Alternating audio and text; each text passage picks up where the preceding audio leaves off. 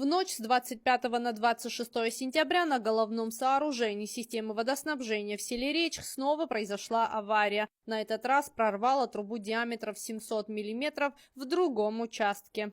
Уже ранним утром бригада водоснабжения и водоотведения УГХ Галского района выехала на место для оценки ситуации. Однако добраться до объекта оказалось непросто. Дороги практически нет, и специалистам пришлось идти горными обходами до головного сооружения, чтобы отключить воду.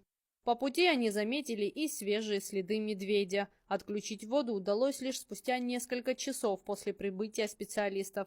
Из-за подвешенного состояния начинают обрываться те места водовода, где есть соединение. Вода наполняет трубу и под давлением тянет ее вниз, отмечает заместитель начальника УГХ Кахабер Малазония. Где сошла сел, труба в длину примерно 20 метров находится в висячем положении. На основную магистраль приходится давление. Если немедленно не приступим к восстановлению того участка сели, где труба в висячем положении, то и завтра может повториться такая же ситуация. Так что своими силами уже навряд ли осилим другие повреждения.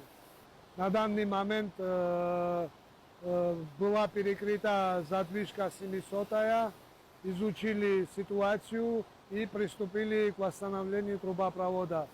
В плотном взаимодействии работаем с УКСом Сухума, они выехали уже на место происшествия. Сегодня, если не будет никаких происшествий, то думаем, что восстановим водоснабжение по городу Гали. Нужно отметить, что ситуация на главном водоводе находится под постоянным контролем главы администрации Галского района. Сегодня ночью произошел прорыв на главной нашей водопроводной трубе диаметром 700, которую мы делали буквально позавчера. Из-за нагрузки прошел прорыв. Сейчас все службы там работают. Мне утром доложил это и премьер-министру, и президенту, и нас еще направили работника УКСа. Ну, пока наши силы справляемся. Надо будет людям потерпеть, где-то к часам к 7, к 8 вода будет. Прошу понять население. И вот мы даже не успели известить, чтобы запастись водой. Ну, когда напор падал, наверное, люди поняли. Потом другу сказали. Я думаю, до вечера уже вода будет. Там необходимы огромные средства. Мы сейчас как-то еще раз временно попытаемся это сделать. Я думаю, сегодня будем. Еще и скважины тоже мы их прочистили, заменили некоторые реле. И скважины тоже наши будут в подмогу. Так что мы город без воды не оставим. Проведение таких ремонтных работ не всегда способно спасти ситуацию. Учитывая, что в горной местности ожидаются дожди, остается вероятность новых аварий. Тея Басария, Александр Хуторов, Гал Медиа.